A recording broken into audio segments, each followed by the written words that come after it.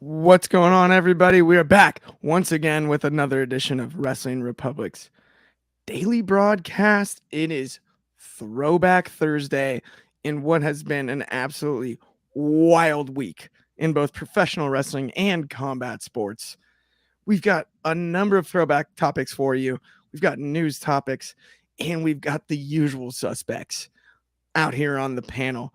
Introducing first, head of opinions out of Philly, I'm sure trying to get out of here quickly to see first pitch of the Phillies game, our good friend Anthony Ricciardi. How are you doing on this fine Thursday afternoon, my friend? I'm doing all right. I got 2 hours before first pitch, but and since I'm not going to the game and just watching it, I really do have 2 hours. This is the first, I think, throwback we've ever done where we're not reviewing Dynamite because obviously it happened on a Tuesday. So a double dose of throwbacks of news should be interesting, and I'm sure, like always, we're gonna have some fun tonight. Absolutely, absolutely. And then up next, of course, I've been calling him the Tuesday Night Delight for a few weeks now because every Tuesday we see him on NXT wrestling off the air with me and Drizzy from the DMV. Shad. What's going on, guys? As a Philly sports fan, let's go Phillies. I know the DC people here hate me because they're like, they took Bryce Harper and quit the crying. He had to do what he had to do. He's a baller. He's a stud. But I'm good, man. It's been a wild week in pro wrestling.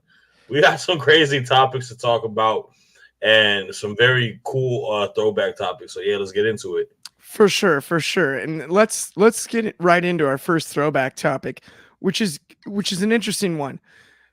One of the most iconic movies, fiction-wise, ever made about professional wrestling, The Wrestler, starring Mickey Rourke. It's a wild movie. It's deep. It's intense. It's emotional. It's a big deal. Anthony, let's talk about your memories of The Wrestler and how much it meant to the wrestling industry at the time. Yeah, the reason we're covering The Wrestler is it's actually the 15th anniversary of the movie. It's a movie by I believe it's the same director that did Beyond the Mat. And, you know, Aronofsky is famous for those two movies going behind the scenes and giving the dirty, dark version of what goes on in professional wrestling.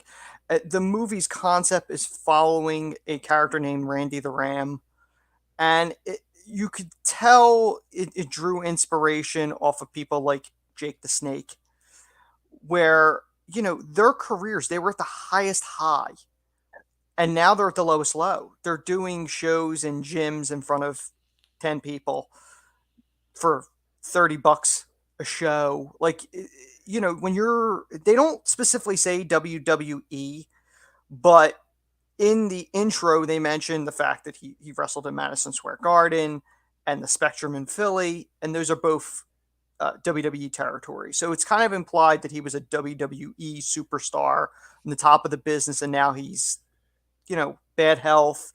His family, his daughter, he doesn't have a great relationship with her. He's barely getting by. It really is. It's a dark movie, and it really lends itself to, this has happened to wrestlers. This has happened to legends in this business where they're, at this point, they're scraping by doing, you know, working at, in this case, he's working in a supermarket, cutting lunch meat and wrestling on the weekends. One of the things that catches your eye watching it is his rival in the movie that they mentioned was a character named the Ayatollah, which is funny enough, it was played by Ernest the Cat Miller. The movie ends with the audience wondering what happened. He had a heart condition. They told him, don't get in the ring anymore. it's implied that, he does his finishing move and that's it. He dies in the ring. And there are wrestlers that have said over the years, Ric Flair being one, Ric Flair's the one that comes to mind for me, said he'd be fine if he dies in the ring because he's doing what he loves. And as dark as that is, he's probably not the only one that's probably felt that way, that they feel alive in that ring and they don't want to give up that spotlight and they think it's going to go on forever. And at certain points, it's going to end. You're not going to. They call it 15 minutes of fame for a reason. At a certain point, you're going to lose some of that. So that's my initial thoughts. I know I didn't see it in the theater, but I know I saw it after the home release, and I recently rewatched it because we were going to cover it today. Absolutely. I thought it was an absolutely wild movie myself. When I saw it personally, we got a comment here from Matt Williams. Card subject to change is the greatest wrestling movie of all time. IMO. The Wrestler is top 3 or 5 though. I don't mind that. Card subject to change is an interesting one. I hate to be that corny. I love Ready to Rumble. Come on. Jimmy King gives you the dream. It sells you on everything that makes pro wrestling so fun and it's happy. I kind of in my own way view The Wrestler a little bit like I view He Got Game. I love that movie. I love basketball. And then you get to the end and it's so tragic. It's so tragic. It just breaks my heart every single time I watch it. Right. And there's other movies basketball wise that, it's easier for me to list off ones that can still embody the storytelling, from Glory Road to Finding Forrester, Hoosiers, movies like that I enjoy more than and I'm not trying to knock He Got Game, but there's something about He Got Game after you see it the first time is a little bit, I had the same feeling with The Wrestler where the first time I saw it, I was like, man, I love all the cameos and I got excited throughout because it pulled on my wrestling fan heartstrings. But then by the end of the movie, I'm like, this is too tragic, almost even for me. And I do also think it was in a time, movies wise, where there were a lot of overtold stories. And I felt like the final scenes of The Wrestler are overtold. And that would be my only complaint I would levy because I think it puts a bad look. And it's interesting that they co-promoted with WWE. Mickey Rourke appeared at WrestleMania and everything and did the stuff with Chris Jericho. It's interesting that they co-promoted this movie. Whereas at the same time, it by the end of it, it doesn't shine a positive light on professional wrestling in any way. And I'm not saying that is right, wrong, or indifferent, right? It's just the way that the story was told that was the look that they gave. And for me, that makes it harder for me to rank it higher. We got a couple more comments here really quickly. We got Matt Williams with Ready to Rumble is wicked fresh. Oh, good shout. Thank you. Numero Superfly disagrees, but still good looks. Numero 1. Ready to Rumble was a horrible movie. The only thing I liked about it was the Easter eggs for one, which was the young John Cena training in the gym.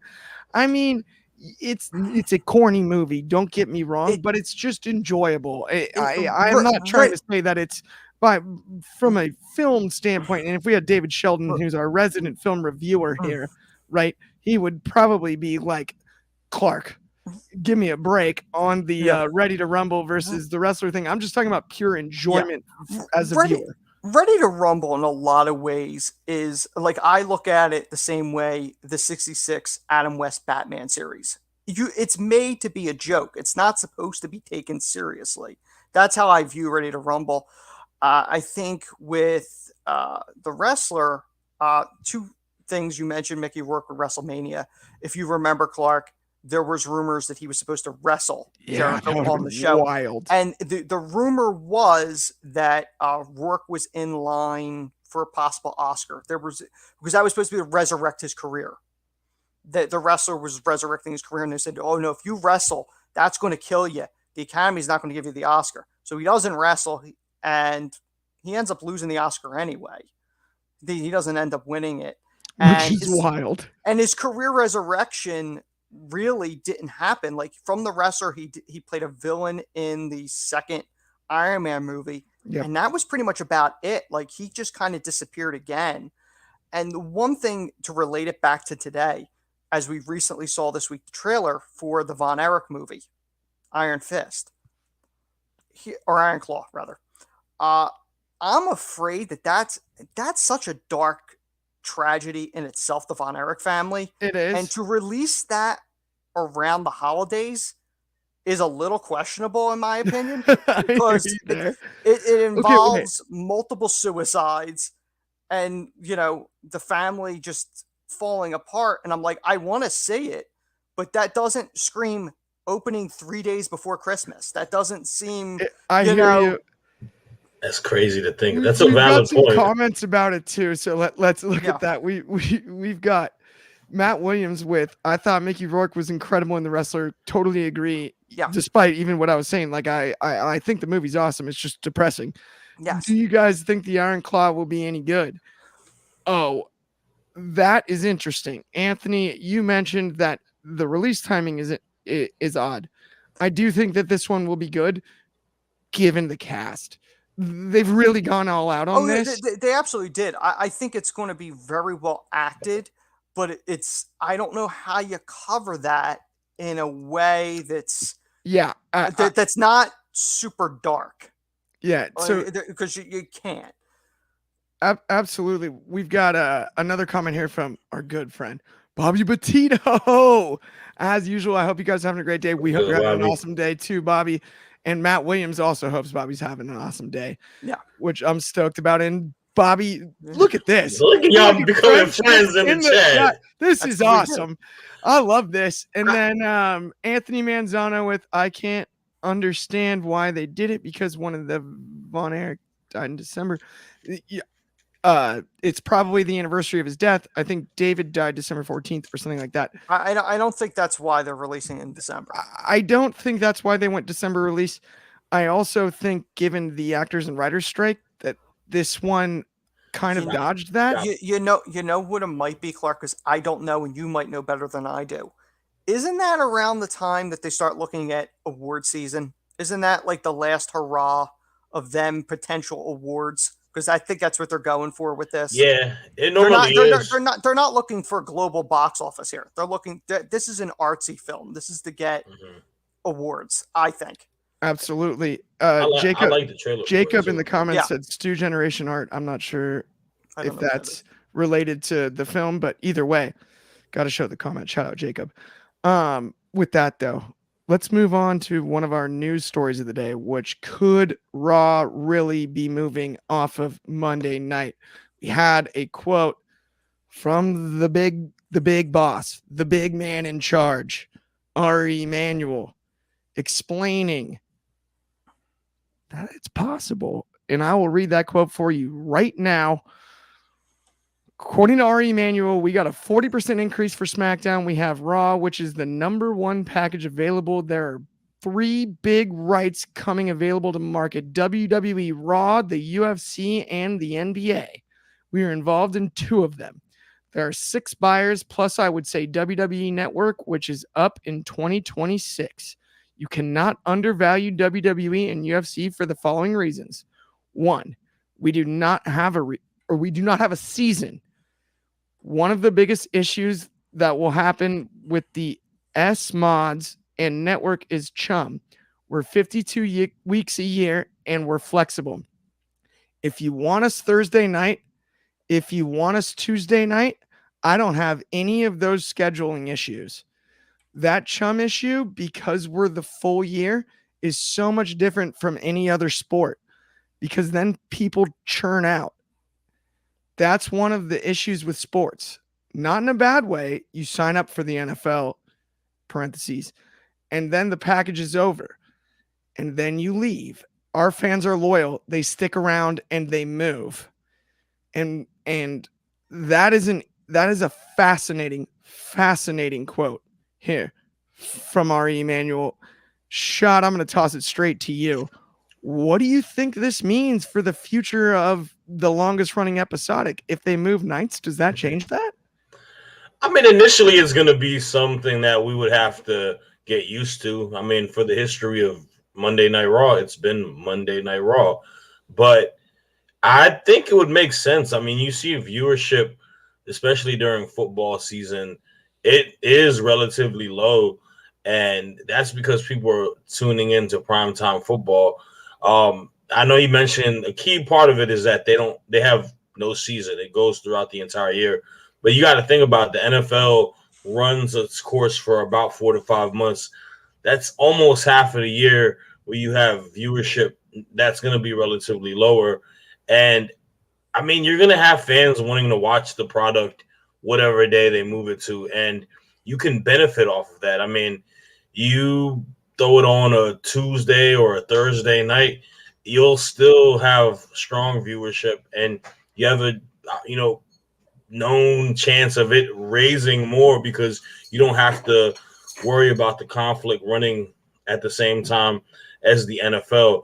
We're seeing, like, we'll talk about this later, but like when you have primetime sports, people tune into primetime sports. Like that's the main thing, especially the NFL. NFL is the biggest television market when it comes to viewership in regards to what people watch. And I find it more of a smart idea to being open to it and, not closing the door for television programs. Cause that also is key for them too. Or they'll be like, maybe that will give us a nice little boost. Cause Tuesday, Thursdays, there's not a lot of whole programs that draw people in to watch stuff. You can thrive off of that. So I think R. Emanuel is being a businessman per usual as he's talking about it. I think he pitched it in the right way. And I don't know. It very well could happen. It could stay on Monday night. They're really opening the options for any cable network provider or whatever, not provider, cable network channel or regular channel to say like, hey, we open for business. Come get us. Absolutely. And I hear where you're coming from there too. Like it's the flexibility and it makes a lot of sense what Ari's saying. Anthony, how do you feel about this one? Do you see Raw moving off of Monday night for the first time ever? Raw is such an institution on Monday nights. It's like The Simpsons on Fox on Sunday night at 8 or Saturday Night Live at 11:30 on NBC. It's such an institution. I think it probably personally, I think I would. It's such an established brand. I don't know if I would move it, but I think this statement is done for a reason, and I think the reason is as much as people may want to try to get Raw, whether USA wants to keep it or other people are trying to get it, by making a statement saying, "Hey, listen, it's not a deal breaker if you want us to move nights." I think that opens the door to other networks and streaming services that may have passed on the opportunity to get in on this bidding war because they went, all right, we already have Monday locked up. We're not going to take WWE because we're not putting on Raw on Mondays because we have X on Mondays. Well, now that opens up the door because you're like, wait a minute, I can get them for 52 weeks a year. There's no off season. They're not SAG. I don't have to deal with writer strikes. I don't have to deal with actor strikes. I don't have to deal with any of that. And it's solid programming for 52 weeks. Oh, okay. Maybe now I'm interested. I think that's what it was done. It was a smart business move to throw it out there. And it could even be leverage to the people that are already negotiating with going, listen, we're opening the doors. So either make the deal now or we'll see what's coming up the pike because we have no problem with Tuesday Night Raw or Thursday Night Raw or whatever. I think anything is possible as if anything has shown anything in the past 2 years with professional wrestling, anything is possible. We've seen Vince McMahon get thrown out of the company, come back to the company, sell it for $9 billion. Anything can happen, really. No doubt. It's so true. It's a fascinating subject and we could go on forever about it, but let's talk about the Dynamite and NXT ratings. And we've got a few comments about not necessarily the ratings, but do you guys think that from Bobby Petito, do you guys think that they'll keep NXT on I Tuesday think it depends on what or happens put to Raw. Raw on Thursday? I mean, it depends on what they get it, what day they get it. Yeah, that's going to shift depending upon where Raw goes, probably. As much as you and I love NXT and we review it every week, NXT on the priority list of all three of them, and obviously is number 3. It's an add-on. It's a gimme. It's something that may be on a streaming service for all it is, but Raw is one of SmackDown and Raw are the cash cows of it all. You know, SmackDown made its mark and they made a good deal. Raw is second in line.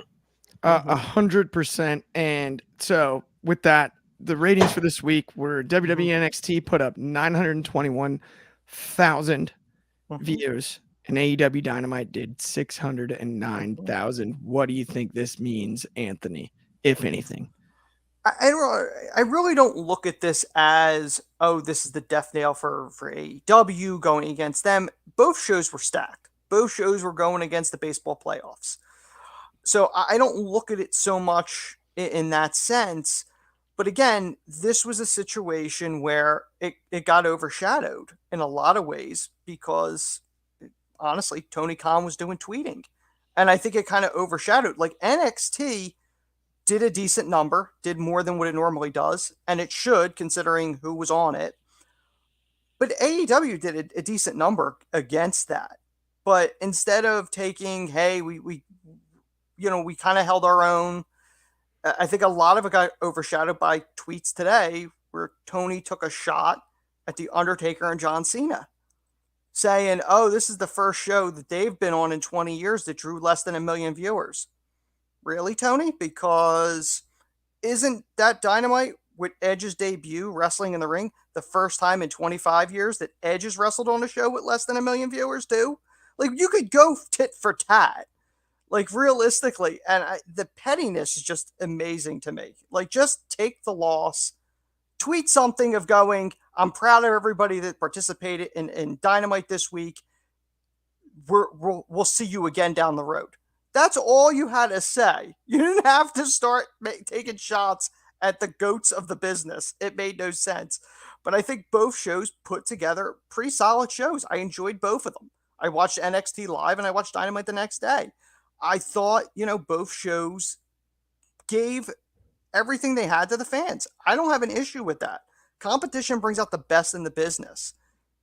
The tribalism isn't really needed, but it seems like some people insist on it thriving. I don't know why.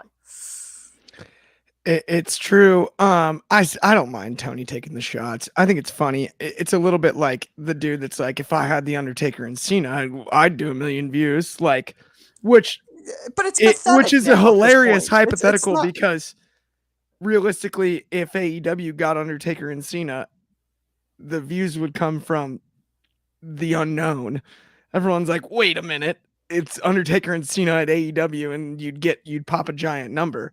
Just like you would think Edge would have done that, not necessarily, and they still did lose. Going to a different night, I definitely think hurt them because I do think that that's a split audience. I think that hurt AEW badly. But I agree with a lot of what you said there. Like, they were both awesome shows. And look, we had 1.5 million people. 1.53 million people watch professional wrestling on Tuesday night. Yeah, that's a major win for the direct competition. For sure.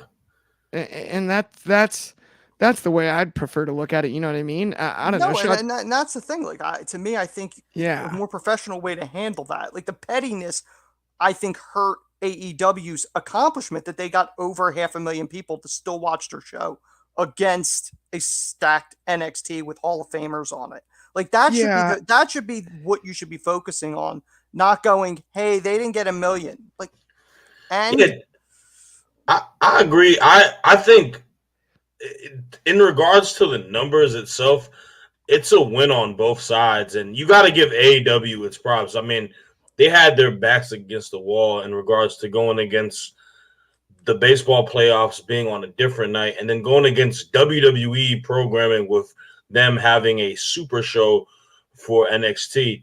And it being within the 600,000s, that's not bad. I mean, they get around the 800, so losing 200,000 with all of that, I don't think it's that bad of a loss for him. But to Anthony's point, I do kind of agree with him on that, man, and it makes it. And my problem isn't necessarily with AEW programming or nothing like that. They had a very good show on Tuesday night, but it's the precedent being stated by the person who's the head of the company, the owner of the company, the main booker. Like, you come off a little bit as a child in a sense. Like, you're literally taking jabs and taking shots. It was cool in the initial thought, like the initial tweets leading into it. I thought it was funny. I was like, okay, this is bringing it. But we're going days upon days upon days, and then today, I'm just like, come on, man! It's a lost cause at this point. Like, I know you're upset in a sense where you feel like it's kind of a way to make it seem like they're trying to pigeonhole you, but be flattered. You're running a competent promotion where they feel like, okay, we need to set suit and put a big time show in regards to it. They drew really good numbers, and they drew the numbers that I would assume that they were going to draw, having all that they had onto it. It's NXT. It's a development brand. There's a lot of young superstars who are not that known, and it benefited a lot of them. We talked about it on Tuesday night. I won't get into that, but that's kind of my take on the tweets. I hear you. I hear you on the tweets. I mean, I enjoy them. I think it's funny. Just because it's also such a small portion of the audience, it really it's entertaining. Don't get me wrong. I'm laughing. I find it hilarious, to be honest. Yeah, it is funny. But at the end of the day, it is what it is. Let's talk about Edge and the Judgment Day. He had some quotes this week, and I'm going to go ahead and read one right now myself from Edge about his time with the Judgment Day. He said, when we were doing Judgment Day, the plan was Balor joins, and about a year later, they all turn on me. Well, then we get to the Hell in a Cell, and I was like, no, we're changing everything, and we're speeding up that year-long process, and he's joining tomorrow and turning tomorrow. It wasn't long, and it was just starting to find some legs, but it was going to be swimming upstream with me, and it really was, and I started to have that realization. It's like, I don't think they're going to get where they need to get to with me in this thing. Shad, crazy quote from Edge. What do you think? I mean, it's true. People might get mad when I say this. The detriment to the early booking in the setting of Judgment Day was the vision that Edge had for it. It was not good initially. They were great superstars built in a faction that was very odd and very based off of kind of like the spooky gimmick towards it, and it just did not mesh well. It had a very forced heel tendencies to it. It didn't feel organic. I love Edge. I think he's one of the best wrestlers of all time, but this was definitely a low point in his booking on the WWE platform. I think the best thing that they did was taking him out of it, adding Finn, eventually adding Dom, and Triple H kind of just turning the ship and creating what it is now.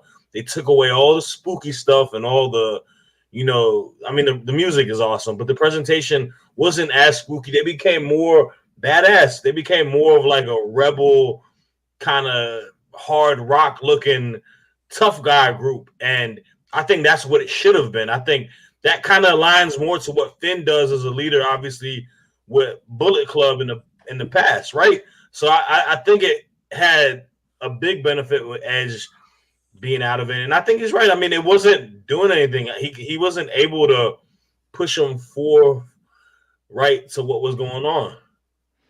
I hear you. And I think it's also a testament to Edge's just like feel for the business. He knew no, this is not good. When he says swimming upstream, that's the most telling line in the quote to me, where he's like, that doesn't seem right. I'm agree out. 100%. Agree 100% on that. And I think that's commendable and respectable in and of itself. I love the fresh start on AEW for Edge in that sense too, because it feels a little bit like both he and Christian, given the way he laid down the gamut about let's team together again, are doing exactly what he said there, swimming upstream, but in character, not in relation to presentation with the fans. I hear where you're coming from on the Judgment Day stuff. My only complaint is honestly, I want a real leader, and there's no knock on Finn, but I think it's made Finn look bad that he's not mommy. he's not the guy, and it's likely Ripley. Like, I don't know. Do you think that there's another leader of Judgment Day, Anthony? No, I think it's Rhea. Yeah, I think the complaint with the original run with Judgment Day with Edge, and I think you and I talked about this obviously off air, but the presentation felt very much like, oh, they're reinventing the Ministry of Darkness with the Undertaker. Yeah. Because we know Edge was so like a disciple of Taker, like in both on and off screen. And even the presentation, they did it with him sitting on a throne, which was very Undertaker-esque. And I think it was getting too many comparisons to, oh, this is a knockoff of the Ministry of Darkness. Once they kicked him out, the tone and everything changed for the group. Yeah, 100%. It's interesting too, because it was a much darker themed stable. I feel like when Edge was, I mean, remember they were doing the shadows thing, the lights were going out. They tried some different stuff in that initial run, and it was horrible. It was not good. Not very good. No. But with that, let's talk about our second and final throwback topic of the day, which is the formation of D-Generation X. All four came together. The original four: Shawn, Rick Rude, Triple H. I didn't mean to say it out of order like that, but Shawn, Rick Rude, Triple H. Yeah, and that I actually think Rick Rude did. No, he was. I mean, either way, the point is, and China, and we had the first official Generation X segment. Everything, Anthony. It's the anniversary. You're our resident throwback expert. Tell us all about it. Yeah, I'm the old man. DX was formed in 1997, and it was WWF's answer to the NWO in WCW, which formed a year prior. And DX is one of those unique groups where it has like two lives. It's the original life, which was Triple H, China, and Shawn Michaels. Rick Rude would not stay around very long. And then the second run, when Shawn goes down with the back and Triple H becomes the leader of the group and brings in former Click member Sean Waltman, who would be X-Pac, and officially brings in the New Age Outlaws as part of DX. They were hovering during the initial DX, but they really actually joined the group with Triple H as the leader. But the Shawn Triple H run was really what catapulted, was a huge part in pushing towards the Attitude Era. The stuff they were doing on air, which, Vince didn't want, but it started getting ratings. It started getting things. Like one of the infamous moments was USA Network Standards and Practices sent a cease and desist, a letter telling them this is the language you're not allowed to say any of this on air. And I don't know how they convinced Vince to let them do this, but they literally went on air like a State of a Union, which again, this was like January of 98, which is around the same time, or February of 98 they did it. January of 98, the current president of the United States at the time, Bill Clinton, was involved in a scandal with Monica Lewinsky and did a press conference. So they spoofed that stuff. And they literally used USA Network's memo against them and just went down during the hours of this. We're not going to say this, and that. And then from 10 to 11, we won't say this, and they bleeped it all out. And USA Network apparently loved it. And it was full steam ahead for DX to be the degenerates that we all know. And it's one of the most iconic groups. And it's funny. I had said, I'm pretty sure, Clark, I think you and I discussed this. I think it was when DX was going in the Hall of Fame. And I said to you, I'm like, you do realize that the 6 that are going in, Shawn, Hunter, China, Outlaws, and X-Pac, were only ever on screen together officially as DX. Those 6 only one time ever. And that was the night that Shawn, as the commissioner, turned on the corporation and went back with DX. And the corporation eventually, took him out that night, and Shawn was written out of TV. But it's the only time all 6 members were there. And I think the last thing I want to say is there's always the debate of who's better, DX or the NWO. To me, I'm going to say DX because DX is the group that never was watered down. I think truly great stables that are limited to like 5 or 6 people max make them appear more elite.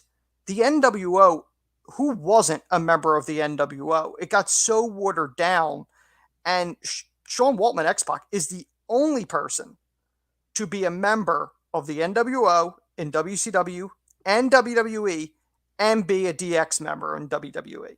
He's the only one to be in all 3 versions. Absolutely. And well summed up. We got some comments here too. Bobby just asked about X-Pac. X-Pac came in the second iteration. So the topic initially is, Bobby, the first iteration of DX, which was basically just Triple H, China, that's Shawn, how we know you young, Bobby. And Rick Rude. And I was like, I loved Rick Rude's time in the group. He fit the group perfectly. The windshield wipers segment is one of my all-time favorites. With Sergeant Slaughter. Yeah. When they put on the riot, the spit masks, basically. It was just comedy. Because they also had been doing umbrellas, I believe, before that. At one point, they had an umbrella out, and it was just too funny. As far as what you mentioned about the NWO, we got to get into that. I got to let Shad talk about DX forming, but I think you're right about, for longevity's sake, given the second run DX had and all of that, I absolutely believe that the NWO at their height, before they added 7,000 people, that's what I mean. Out of hand, the original black and white is the best faction ever. But it's one of the best. That's neither here nor there. Shad, I'm going to toss it to you. Talk about DX first, and then we can get into this NWO DX thing while we're hot. Throwback Thursday. Let's have some fun. Nah, man. I mean, you talk about it like the start and creation of DX. Obviously, what Anthony meant was saying in regards to them rival the NWO. Like it was just really unique and cool for WWE, and it started the more edginess within what we saw turning to within like the Attitude Era and whatnot. And I mean, you ain't like that. DX is my favorite WWE faction of all time, next to Evolution, which is funny because Triple H is in both of them. But I mean, they were cool, man. Like they had so much humorous skits and funny moments within it, and they were just like the wise guys, the class clown type of duo. And I mean, Hunter and Shawn's chemistry amongst each other was so great with that, and it was awesome. And then you had Rick Rude as kind of the more vet at that time playing his role, and then you had China. Like I think that's one person that gets left off a lot of people's appreciation list, especially when we talk to women's wrestlers. Like China was, I mean, she would not wonder of the world. She was definitely something completely unique and different on our TV screens, with just the strong physique and being a woman and being a heavy, where you see it now prevalent in professional wrestling. I mean, look at WWE now, man. We got Rhea Ripley, we got Bianca Belair, we got Jade. Like she is a trailblazer for that reason. Man, it's tough. We can get into the debate now if you want, but okay. Man. Let's do so. Let me address a few comments first. We got some good ones. Fernando Quintero with, of course, the flexes for Shoddy Big Fern with Big Shoddy, and then Talk That Talk. Shout out Fern. Okay, Anthony Manzano disagrees with me. He thinks the Wolfpack was better than the Black and White. I'm going to address that second. No. First, I'm addressing why is Triple H, out of everyone in the group, the one to start another stable? He's talking about, I believe, Evolution. The answer to your question is, first off, He's actually a lot younger than Shawn and Kevin Nash and Scott Hall than anybody realizes. And on top of that, Shawn missed 4 years with a broken back. Similar a la Edge, a la Saraya, a lot of these performers. And we are quick to forget that. After he wrestled Stone Cold Steve Austin in the main event of WrestleMania 14, almost everybody, fans and wrestlers alike, believed he was done forever. The most impressive thing about Shawn, and I'm going to let you go, Anthony. Painkillers. No, that's all I was going to say. He was on a massive amount of painkillers for the back. But the most impressive thing about Shawn is he has 2 Hall of Fame careers. He's a Hall of Famer until that WrestleMania 14 event, and he's a Hall of Famer 4 years later when he comes back through when he finally retires. He might end up being a Hall of Fame booker. What Shawn Michaels has done for pro wrestling is off the charts. Now, let's talk NWO. Wolfpack DX, black and white. Okay, I loved the Wolfpack theme. I loved the Tupac bandanas. I loved all of it. But that did less positive for not only wrestling, but WCW than almost anything else, because it ended with the finger poke of doom. The Wolfpack stable ended with Hulk Hogan poking Kevin Nash in the chest and pinning him for the world title and absorbing. Okay, we saw that you're asking about Katie Vick. That was after. That was not during the DX run. That's not during the initial DX run, and it's not even during the post DX run. No. That's during the McMahon. It's right between the end of DX and the McMahon Helmsley era. He was the heel champion at the time, feuding with Kane at the time, which was not during DX at all. Exactly. And then Bobby mentioned that, yes, of course, the New Age Outlaws, Billy Gunn and Road Dogg joined as well. Yes, 98. Down the road. But that was different because remember, after Shawn, the X-Pac and the New Age Outlaws debuted Monday Night Raw after WrestleMania 14. Yes. The night that Shawn's contract expired and he was done because of his back injury. Actually, Shawn's contract actually never expired.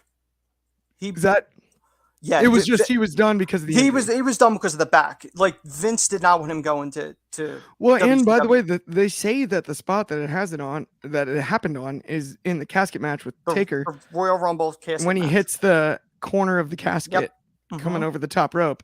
Yep. That they used to always show famously in the "Don't Try This at Home" videos. Yep. Before, I mean, it put him out for 4 years, and like. If the funny part is, WWE doesn't like to acknowledge this, Shawn ran a wrestling school in 2000 in Texas. He did wrestle a match in 2000 for that technically. Yes, he did. WWE doesn't like to acknowledge that. They're like, no, he hasn't wrestled for 4 years, but the video is out there. That is actually true. Yeah, no, 100%. But I still loved that, though. Then the comeback in Triple H, they put on the DX I love shirts. that match. It's amazing. The unsanctioned street fight is one of the best matches. And Shawn said, he goes, listen, he talked to Hunter. He goes, I want to have one more match, but you're the only person I trust to have this match with. And they delivered, and it's still one of my all-time favorite matches.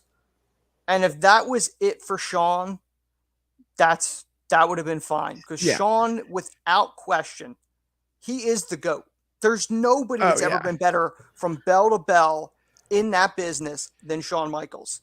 Bell to bell, charisma, everything. He's the unequivalent GOAT. Like I don't think anybody, and I'm glad that I can agree. Like people agree with that because I know a lot of it a lot of people will disagree. A lot of people will put people like obviously like Austin, Rock, but what Shawn was as a character and as a professional wrestler, like, and all the storylines and importance that he's had, and being able to play both sides as a super great heel as well as a lovable baby face. Like, come on, man. It's like is unmatched. I mean, WrestleMania 12 was my first live show. And dude, like it's one of my earliest memories. I was 5. at 6 and seeing the spotlight on him up in the rafters and Yeah, then coming down on the man. zip line. You kidding me? Go 60 minutes with Bret Hart. And there's a reason everybody does the super kick now. Yes. It's Yeah, the coolest. there's a It's because it's the coolest. hey Tony, your promotion. Most of your wrestlers do the guy you're dissing on Bookings move. There's a great Sean's video move. this week. Sean that came has the out. best one. It's Sean, Hunter, and Taker on a Zoom. I would love to see the whole video, but I only saw this one clip of it. And Sean says something. He goes, "I'm so glad the boys today are protecting my finisher." And both Taker and Hunter laughed, and one of them went, "Your super kick is like the DDT of this generation. Everyone uses it." Okay, I'm so sorry. By the way, I did not realize it was 45 minutes. We got to go. Thank you, everyone, for having us. If you haven't liked and subscribed, please do. It really helps us out. Thank you, everyone, for the comments. We would answer those later, but have an awesome day, and we'll be back tomorrow at noon Pacific, 8 in the UK. That's 3 o'clock Eastern and 9 a.m. Hawaiian. Have an awesome Thursday afternoon, evening, wherever you are, my friends.